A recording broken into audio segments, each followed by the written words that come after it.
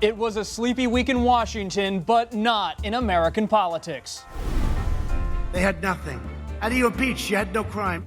President Trump is in Florida, and the fight over his Senate trial continues. And as the year ends, that's far from the only battle he faces. We need to restore the integrity of the presidency, and it's about time we get that underway. If the president claims that he is so innocent, then why doesn't he have all the president's men testify? Next. This is Washington Week. Once again, from Washington, moderator Robert Costa.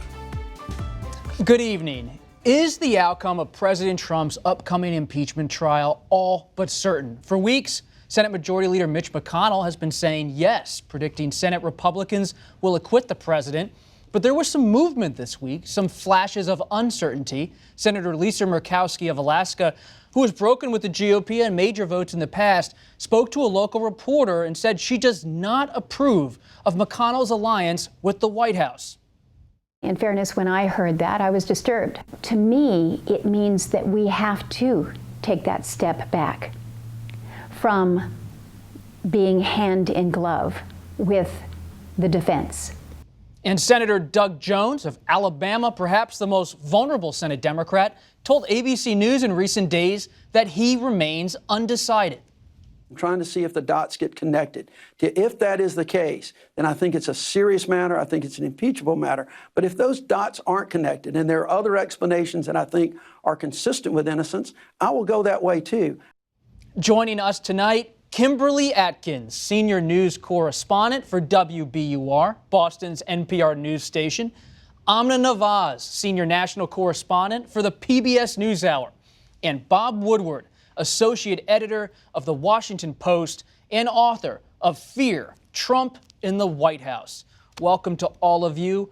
Kim, to start us off, Senator Murkowski taking her position as this negotiation continues about a Senate trial for President Trump. Are her concerns about the president's conduct?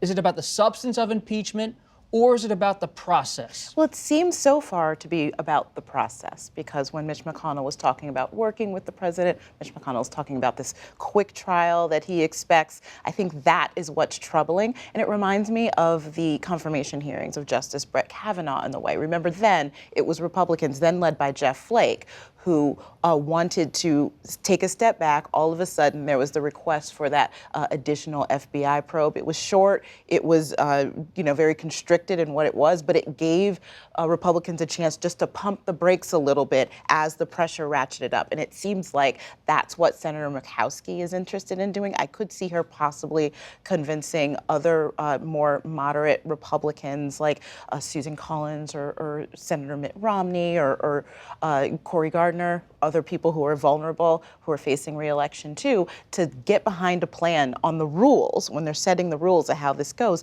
that it doesn't look like this is just going to be rammed through on a fast track and not be fair. And Amna, when you think about the process complaints are out there from Senator Murkowski, but there's also political capital the president has with Republicans that may also help them fall into line eventually on impeachment. President Trump said this about the senator last month at a donor event, according to the Washington Post, quote, "She hates me. I kind of like her, but she really doesn't like me," adding, quote, "We do so much for Alaska. You'd think we'd get her vote for something one of these days." GOP just passed a $1.4 trillion spending deal. The Republicans have been there for Alaska along with the president. Will that ultimately maybe force her hand? I think Senator Murkowski would disagree. That's President Trump being his prime transactional self, right? That we do so much to help you in your state. Why wouldn't you back me when it comes to this one political battle I'm facing? But, you said it really well, I thought, in the opening, which was this was a flash of uncertainty, and it wasn't that bright a flash, to be honest. To express some mild discontent with the way the process has unfolded so far is not exactly a forceful show of this is an abdication of our constitutional responsibility, this is problematic. It was a bit of hesitation. And for all the speculation about now that the door is opened and has been opened by Senator Murkowski in this time where the Senate is still waiting for the articles of impeachment to be sent to them so they can begin the process, the door is open now for some other potential senators, maybe some vulnerable Republicans, people who have criticized the president before, Senator Mitt Romney, as Kimberly mentioned, who's actually been specific about his criticism of the president when it comes to foreign influence in the United States. It's a chance for them to walk through that door. Will they? I mean, we really have no idea, but the longer this process drags out, the more pressure there could be on them to have to answer to that. Bob, it brings up the big question I have as a reporter. Could there be a surprise on the horizon? Everyone thinks this cake is baked, Washington is sleepy this week, but you've been a student of history, you've been writing about the presidency for decades. Could there be a surprise? Well, of course. And what's interesting, the psychology of the senators is, wow, this is a high-stakes game. We're going down in history this way or that way. We better handle it right. I recall back to the Clinton impeachment, right? 20 years ago, he was impeached in the House, waiting for a Senate trial. And who parachutes in? Two former presidents, Jimmy Carter and Gerald Ford, writing an op-ed piece in the New York Times saying the solution here is censure, and proposed a deal where Clinton would have to acknowledge he had lied or he had not told the truth under oath. Of course, he's not going to do that. And so everyone's trying to position themselves on this and make a judgment.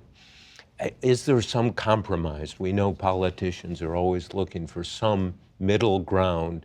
And so I think we are in never land in a very significant way, and not necessarily on the outcome, but on the maneuvering. But what about Leader McConnell and President Trump? How do you read that relationship? Well, it's supposedly close. I'm not sure. There are not a lot of interests they share other than trying to ensure their political future and making sure it's long. But I think that's the most important relationship in Washington. The most important relationship? Yeah, in the short run, in this trial, everyone's going to be judged.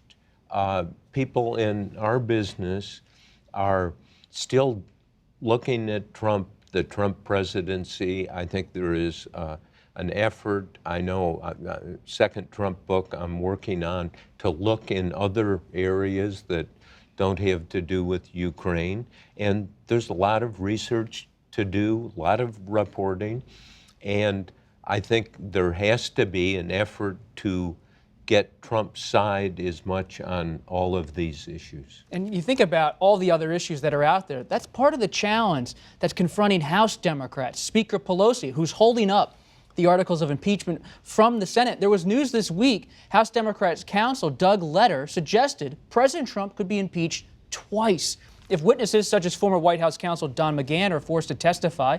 In a federal filing Monday, the House counsel wrote this, quote, "If McGahn's testimony produces new evidence supporting the conclusion that President Trump committed impeachable offenses that are not covered by the articles approved by the House, the committee will proceed accordingly, including, if necessary, by considering whether to recommend new articles of impeachment." What is the Speaker's ultimate goal in holding up these articles? Well, I think she still realizes that she has power to wield, and as long as she has that, she is going to use it. We have seen it could be look, we're over break. Nothing was going to be happening anyway immediately. She saw that bit of time. She's buying it. And now it comes with a risk. If Democrats wait too long, it can look purely like political maneuvering. It can make the entire impeachment process look like political maneuvering, because one of the fundamental arguments, right, was that impeachment is necessary now instead of waiting for an election, because these actions are ongoing and they're urgent, and it presents a threat to the Constitution. The longer you wait, the harder it is to make that argument. But one reason that it's so tight, it's so focused on Ukraine, has always left open that door that even if he is not convicted, if he does something else, even if he wins re-election, there can always be another impeachment. The Democrats still have that power in the House that they will try to wield if they think they have the ability to do so. Amna, you just co-moderated the Democratic presidential debate. They have Iowa and New Hampshire just a few weeks away.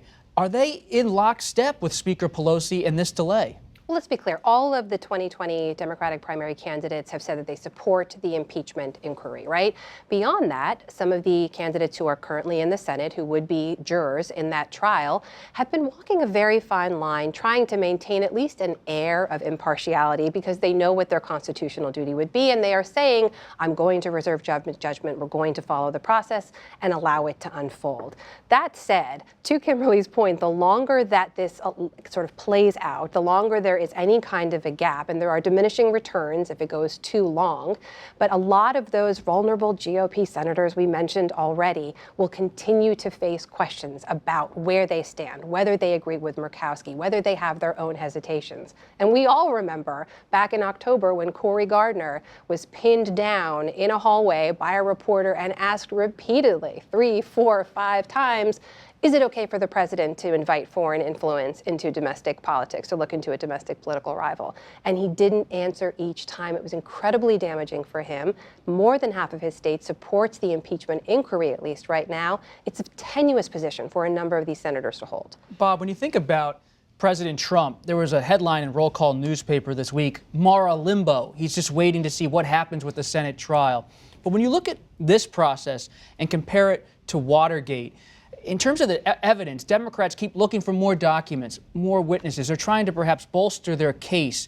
Is there a real difference between what's happening now and what's happening then in terms of the evidence that's on hand? Well, in the Nixon case, there were, before he resigned, dozens of hours of tapes and testimony and actual documents. People wrote things down. You know, let's put the fix in, let's do that. And so it's very different in terms of magnitude. What strikes me from looking at this from a distance and considering Nancy Pelosi, there were really extraordinary political muscle on her part to take the position, we're not doing impeachment, then they get the Ukraine information, we're doing impeachment. At the same time, incredible political muscle on the Republican side. 173 Republicans voting unanimously against impeachment. That is staggering. So we're in a situation where the people have staked out their sides, and you know how this, I think. Does the White House buckle at all and yield in terms of witnesses or documents, or do you believe President Trump will hold the line? Well, I think he's kind of committed, and it's in the courts, but the courts aren't going to decide this week or next month. It's going to the Supreme Court, and there is a classic, you know, power context going on here that is it couldn't be larger, and the Supreme Court might want to really do something very serious if they get one of these cases. I think I've tried in my own mind to calculate the number of possible scenarios here in the next year, and I can list 14 for you. If you would like. I think I could add a few myself. Yeah. I mean, Kim, you're the attorney here at the table. Yeah. You think about Chief Justice Roberts. Will he play by the rules, be low key based on your reporting, or not? Yeah, I think so.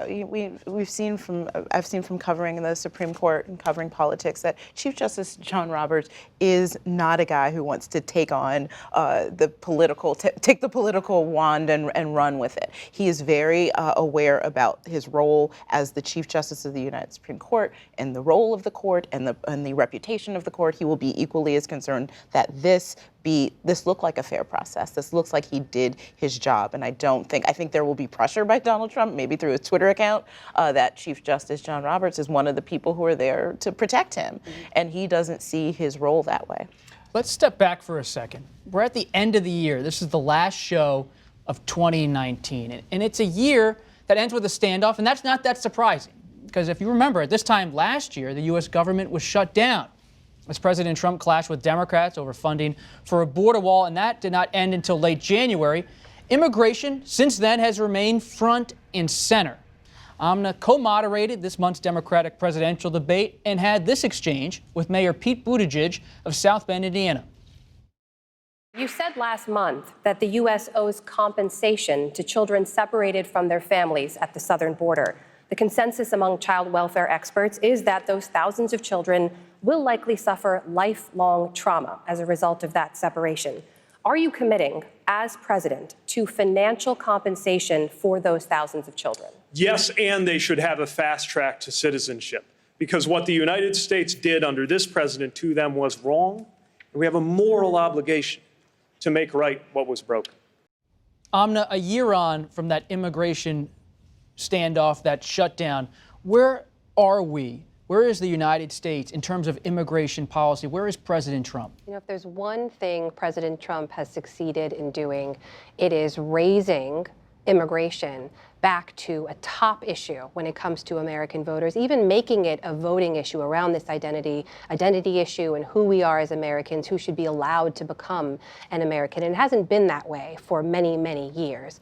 But where we are is dramatically far away from where we were when the Trump presidency began. The entire immigration landscape, not just when it comes to illegal immigration, but legal migration as well, has been changed. There's a number of changes still held up in the courts. And the conversation has changed dramatically, too. You see now, among the 2020 candidates on the Democratic side, people staking out much more progressive positions than they had in the past as a counterbalance to many of the Trump administration's policies. And the family separation policy, of course, that we've all talked about before, we've all covered in many different ways, that was one of sort of the deciding points of 2019 when people, even among the president's own supporters, when we knew the extent of it, when we knew the details about the ways in which it was carried out, about the complete lack of planning that went into separating minor children from their parents, that was for a lot of people a breaking point. It's not something as a policy matter that President Trump wants to come back to, but immigration remains something he comes to again and again when his back is up against the wall. Can I ask, but how would you compensate people? Very good question to the mayor about that. And he said, oh yes, and then he slid off. And I mean, that's just, that smacks of, how do you administer that? How do you decide what, I mean, and the bigger question, where are the Democrats on immigration? How are they, if we look ahead to campaign 2020, where are they going to be on immigration? So I'll say on that one specific policy, so far Mayor Buttigieg is the only one to go that far out to say, yes, we should be accountable to these families to whom we caused great harm, and compensation, financial compensation is the way I think that should go. No other candidate is saying that right now. But it's a very easy policy position and a very easy political messaging position for a lot of these candidates to say, what I will do is change these morally repugnant policies that the Trump administration has put into place. When you press them on the details, on things that should be easy, like providing a path to citizenship for DACA recipients, they will all pledge in the way that they have in the past to make it a priority. Democrats haven't managed to do that yet. And there are other issues on the domestic front beyond immigration. You have the economy for so many people front and center as well. President's trying to get a trade deal done with China. Is that the key issue facing him on the economy in 2020, especially with the jobs numbers pretty strong and the stock market so high? Yeah, I mean, the important part about the trade deal with China is that the tariff war was really harming a lot of people in a way that they could feel it. It was harming farmers, it was harming manufacturing. There were real working people who were feeling the pinch from that. And that coming to a conclusion will be a big problem for him, because otherwise, that coming to a conclusion will be a bit benefit for him, because otherwise the economy has been really strong. I thought that the one thing that could be the biggest problem for Donald Trump's reelection prospects would be if the economy somehow tanked before the election. Now I'm not so sure. If it tanks for some reason other than what he does, I think that his core supporters may still stay with him, because they stayed with him longer than I expected them to, particularly farmers, throughout this China trade war, and they are there at the conclusion. So I think the strong economy is the biggest win at the president's back right now. Yes, and it's almost a hurricane, at least at the moment. And I'm trying to step back a little bit and think about this. And what have we got? We really have two Americas. And They are split on impeachment. They are split on Trump. They are split on immigration. I think there's an important split on health care. I think this idea of, Medicare for all, understand the force behind it, but there are 160 million people or more who have private insurance, and one of the old rules of management at the Washington Post was, don't try to fix it if it's not broken. And those people think it's not necessarily broken, they'd like it to be better. But the other half of America feels like they want the whole system to change. You hear about systemic change from Senator Sanders, from Senator Warren, and that's gaining traction on the Democratic side. Well, we'll see. I mean, I just think there is this sense right now of, is there going to be a crisis that defines Trump?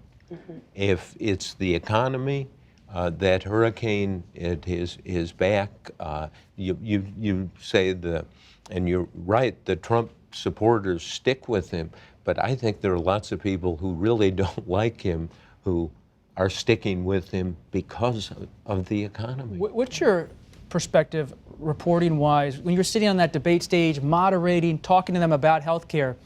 Do the Democrats, is there a debate in the Democratic Party about where they're moving on health care, and how do you see that playing out in the coming weeks? Very much so. I mean, I think one of the most significant changes we saw in that debate within just the Democratic Party was, in the spectrum of, Medicare for all and changing the entire system, or slight changes to the system as it exists, building back up the Affordable Care Act first, was that Senator Warren herself shifted her position. And she went from wanting to immediately implement a Medicare for all plan early in a potential presidency to basically adopting the plan that some of the more moderate candidates had, which was a slow roll out to a single payer system in the first 3 years, and then eventually moving into a Medicare for all system, which can you imagine in your presidency, like your third or fourth year trying to do something like that. But it was a bit of a walk back for her from what was an incredibly progressive position. You're seeing that still very much play out. I don't think the Democratic candidates have figured out which way that the party needs to go. I also wonder about nationalism.